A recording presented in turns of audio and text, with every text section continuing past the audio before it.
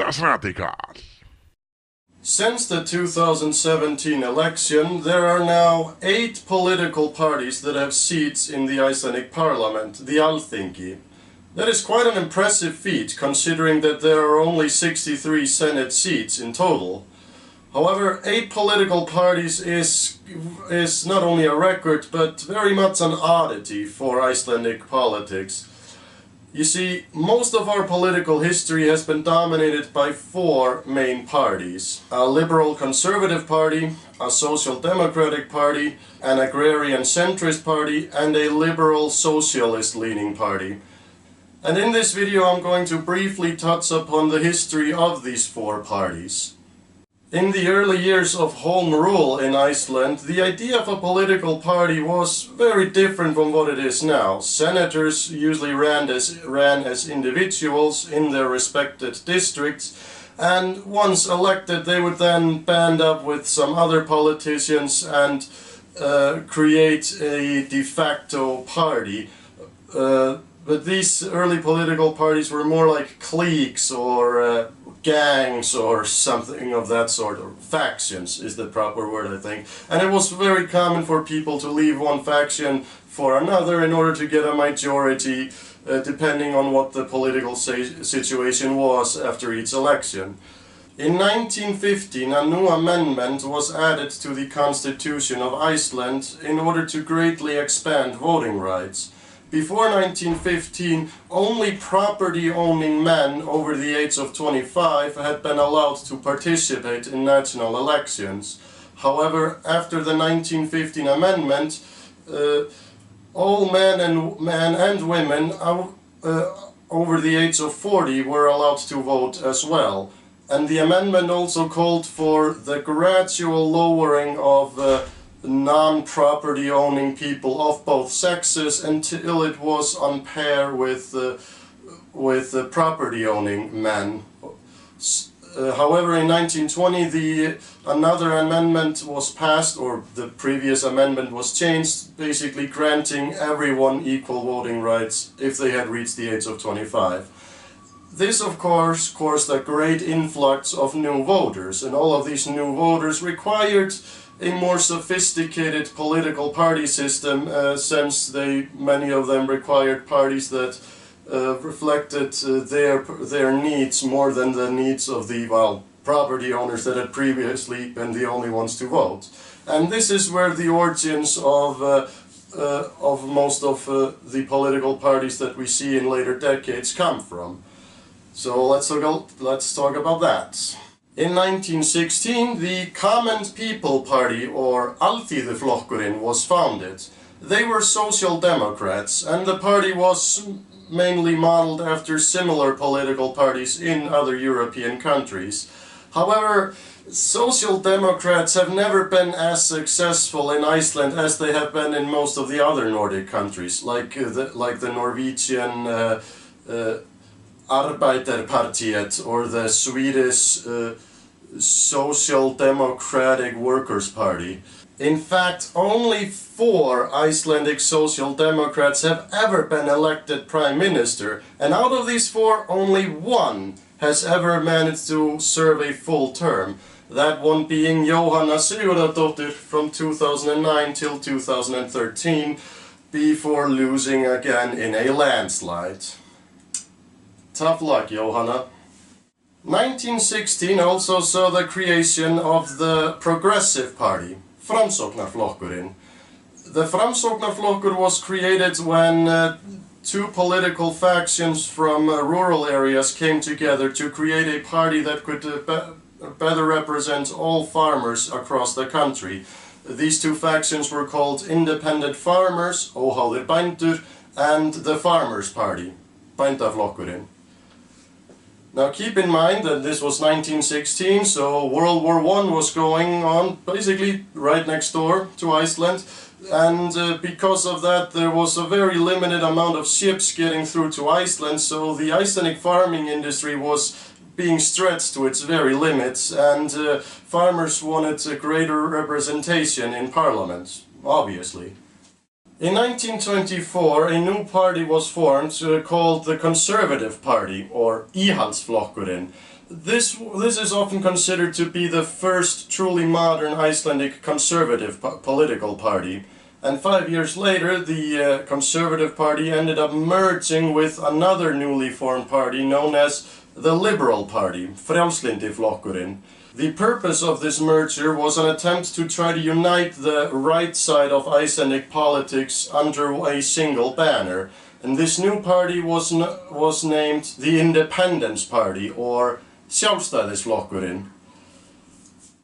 And thus, the most powerful political party in Iceland's history was created. Since the creation of the Independence Party, there have been 29 parliamentary elections, and the Independence Party has gotten the majority of the votes in 28 of them. That is, everyone except 2009, when they fell in second behind the Social Democrats and Jóhanna Sigurðardóttir. Ólafur Thors became chairman of the party in 1934, and since then every party chairman that the Independence Party has ever had has become prime minister at least once. And there's even been one non-party leader that once became prime minister, that being Gunnar Thoroddsson back in 1980. Ólafur Thors himself was elected prime minister a total of 5 times. During the closing stages of World War I, a new political ideology entered onto the world stage. This ideology ended up spreading all across the world like wildfire, eventually being imposed onto a very large portion of the world's population. You may have heard of this ideology one time or another. It has been named Communism. And even here in little old Iceland, communism arrived in the year 1930, when several members of the Common People's Party left the party in order to go and fly red banners, and they created the Communist Party of Iceland, Kommunistaflokkur Íslands. So you may be asking yourselves, wait a minute, are you saying that the Icelandic Communist Party is one of those 4 parties that has had the most effect on Icelandic politics until this very day? No, the communists didn't. They actually almost didn't make any impact. The best thing they were ever able to achieve was to get 8.5% of the total votes back in 1937, and that gave them 3 members elected to the parliament. However, the Communist Party of Iceland still marks the very beginning of the Icelandic quadruple party system. Let me explain. You see, the Communist Party of Iceland is actually the father party of the Socialist Party, Socialistaflokkurinn. In 1937 or 1938, several members of the Commons People Party, Alþýðuflokkurinn, left the party and joined the Communists in order to create the Socialist Party. The Socialist Party was an attempt to reach a broader range of left-leaning voters, who would use, that is, voters who were off-put by the communist strong rhetoric on a worldwide socialist revolution. So the Socialist Party focused more on internal politics of Iceland and how to help working people. Remember, the Great Depression was going on during this era, and the Great Depression kinda didn't end in Iceland until the British arrived in Iceland in 1940 at the end of World War II. The creation of the Socialist Party was, in my opinion, hugely successful, because in all of their elections the Socialist Party would always get at least twice the amount of votes comparative to what the Communist Party had gotten only in their very best results in 1937. However, in 1956 the Socialist Party was joined again by several former members of the Commons People Party, Alþýðubandalagið, the Social Democrats, in case you're not keeping track. And they formed and the members of the Social Democrats didn't outright join the Socialists, but together with the Socialist Party they formed a election union and basically ran together for a few elections. However, in 1968 the former members of the Social Democrats formally joined the party, and they then renamed the party Alþýðu Bandalagið, or the Commons People Alliance. And no, I have no idea why they chose a name that is so similar to the Commons People's Party.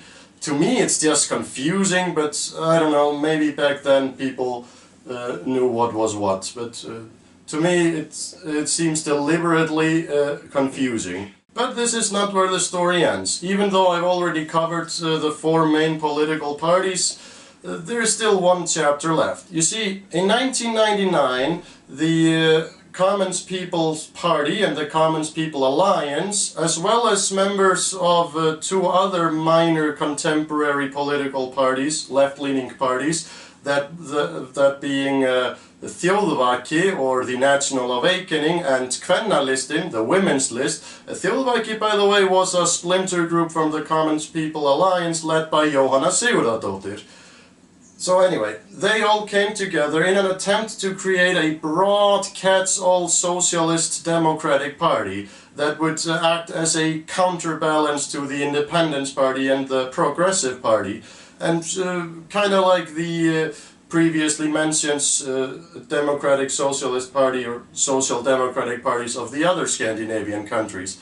And this merger almost worked. At the last moment, three members of the Commons People Alliance split away from the main group to create their own party, which is known today as Vinstri Grænir, or Left Greens. However, the broad catch-all Social Democratic Party did still emerge, and it was given the name the Icelandic Alliance of Social Democrats, I think, or in Icelandic, Samfylkingin Jafnaðarmannaflokkur Íslands. For very obvious reasons, we usually just call them Samfylkingin, or Alliance, because, you know, who the hell would want to memorize the other thing? I can't even remember it correctly. This was probably wrong. The Icelandic Social Democratic Alliance. I looked it up just in case. So, we have the Alliance, which is basically just a continuation of the Commons People's Party, and then we have the Vinstri Grænir, Left Greens, who are basically just a continuation of the Commons People Alliance. Which is also confusing, because in the end it was the Alliance that actually got the name Alliance, but whatever, at least their names are now very dissimilar, which is very convenient. So yeah, we somehow went all the way from communists to Katrín Jakobsdóttir as Prime Minister. There's quite a lot of machinations in the left there, I gotta say. So, now that you know all that, since there have been four main parties dominating most of Icelandic politics for decades now, what's gonna happen to the four other parties that are currently in parliament? Well, I mean, I don't know, I can't see the future, but my prediction, not gonna last long. No, sorry, just fifth member parties usually never do. They usually emerge with some of the more established parties, or they just fade out into obscurity or whatever. Now, I think out of these four that, you know, are new members in parliament, I think the Pirate Party is the most likely to continue going, at least for a while. Whereas I don't think that the Central Party or the People's Party are gonna have much of an impact in the future. I even doubt that they're gonna still be there after the next election. But it depends, of course, on the political climate in the next election. So we'll just have to wait and see. Anyway, I'm Johan Phoenix, and thanks for watching. Das Radikal.